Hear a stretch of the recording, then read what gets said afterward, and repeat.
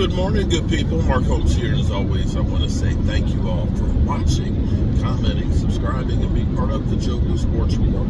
Without you guys, as well as you ladies, you know that this literally does not work. Hope everybody's having a great morning. It is Taco Tuesday. It is Halloween. Happy Halloween. It is time to go trick or treating if you're the Dallas Cowboys. We are here today at 4 o'clock. I've been on the road for about 2 hours here. It's 8 o'clock in the morning right now. We are 8 hours away. 8 hours away from the trade deadline ending. And one of the targets that the Cowboys, I had heard a rumor about, the Cowboys were interested in Patrick Surtain, but Denver is not going to trade that guy, not without several number ones and maybe a player. They want way, way too much for him. But I had heard that the Cowboys were interested in the Chicago Bears cornerback, Jaylon Johnson. Jaylon Johnson, really good cornerback.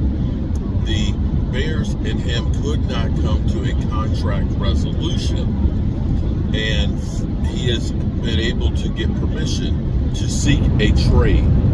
So there's not a lot of time left. 8 hours. But Jerry Jones, of course, says, you know, deadlines make deals get done. Derrick Henry, another person that you could say, we could use a Derrick Henry. We would want to be able to get more balance with our running game going and try and save Tony Pollard for running outside, getting the screen passes and things, and get a guy like Derrick Henry who could help you in the running game to distribute the load. Tennessee has kind of decided that they're keeping him because teams wanted them to eat some of the contract. They didn't. They're like, if we're going to eat the contract, we might as well just hold on to him. However, as Jerry Jones pointed out, okay, not circumcising a mosquito, because that would be cray-cray. Deadlines make deals get done. And this is where, you know, teams are sitting there looking and they're saying, bird in the hand beats two in the bush. Or we might be better off taking something for a player now so that way we have it for the future than just out and out releasing a guy at the end of the year. And so the price, because it's close to the deadline, because this is your last chance, is more advantageous to be made at the last minute. So we should have a flurry of activity, possibly. Now, typically in the NFL, man, that sunshine, boy, it's beautiful. Look at that, man. Mother Nature is freaking beautiful. Oh, my Lord. I love that. Oh, I love that. Oh, I love the sunrise. Nothing like being up to see the sun come up. But here's the thing. It's not like the Cowboys haven't tried before. They tried to trade for Brandon Cooks last year, you'll remember, but the Texans wanted too much at that point. The Cowboys weren't about to go part with a number one or a number two for Brandon Cooks last year. But they also had tried to trade for Jerry Jeudy. But, you know, the Cowboys, right or wrong, are a team that wants to make sure they don't spend too much and they covet their draft picks. But if I'm Jerry Jones right now, I'm waking up this morning. I get it. The Eagles probably ranked the number one team in the NFL, but I'm going to say that their record is a little bit fraudulent. And you could say the same thing about the Cowboys, where we've blown out, you know, the bad competition. We did the bad teams, with the exception of the Cardinals, what we were supposed to do. And we don't have a lot of wins against, you know, winning teams, except for the Jets that we blew out. This week will be a true measure of where we are as a team. But as I look around the NFL, the Eagles, of course, 7-1 in the soft part of their schedule. It turns really difficult right now because you got the Cowboys, of course, us, San Francisco, Kansas City, Buffalo, us, Seattle. You know, that's the next bunch of games in here. Murderer's Row. And the Eagles have not been great against weaker opponents. How are they going to be against better opponents? We'll have to wait and see on that. But you look across this, now all of a sudden you see the 49ers in free fall. They got problems with injuries. Their offensive line is not as good, especially with Trent Williams. You don't know how long that high ankle sprain is going to be. Debo is still dealing with his shoulder injury and stuff. And Brock Purdy is having the sophomore slump. And their defensive line isn't as strong as it was. But yes, they beat the crap out of us. But it's the NFL. It's a week-to-week league. Some weeks you got it, some weeks you don't. That week, San Francisco got it, and since then, they ain't had it. So, there you go. They're kind of downhill.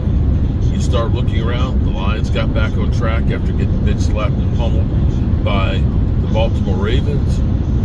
Atlanta is leading the South. You have to look at this, Jerry, as this is probably the best opportunity I've had to go to the Super Bowl since the 90s. NFL has got exactly what they wanted, which is have everybody relevant.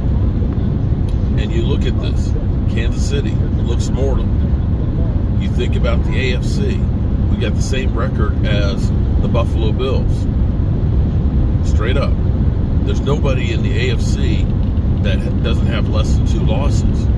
And only the Eagles are the only 1-loss team. So week to week, anybody can beat you.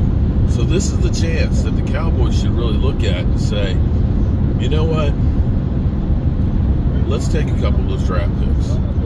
Let's try and win now. Let's push those chips in. We haven't had a better chance than we do right now. Seriously. I don't want to overpay for any player, but right now, Derrick Henry would be like bringing in Von Miller. It's a 1-year rental. It's got voidable years after this year's contract. Yeah, it'd be about $6 million you'd have to pay him. Yeah, you paid Tony Pollard. But that $6 million, right there, and you get a ring, that's worthwhile. Jaylon Johnson, maybe it's a 3rd-round pick. You bring him in here. You can go ahead and draw Bland back in the slot. You got that secondary that's better. This is where the Cowboys need to be more proactive than reactive in trying to get us back to the Super Bowl. Best opportunity we've had. And I'm hoping and praying they try and do something. Please. But we're going to definitely be watching. I'll be basically got half of my driving out the way this morning. I'm picking up my brother, and I got to take him down. He's doing some AC work for me, heating and air conditioning work for me. And hopefully I'll be back home by 12. We'll be following along with any trades that happen. We saw Leonard Williams get traded to the Seattle Seahawks. They're going all in on the season and saying, there's blood in the water with San Francisco. They want to win their division. They want to try and see how high a seed they can get. Pete Carroll is a defensive-minded guy. He's going to do what he's going to do. All right, good people.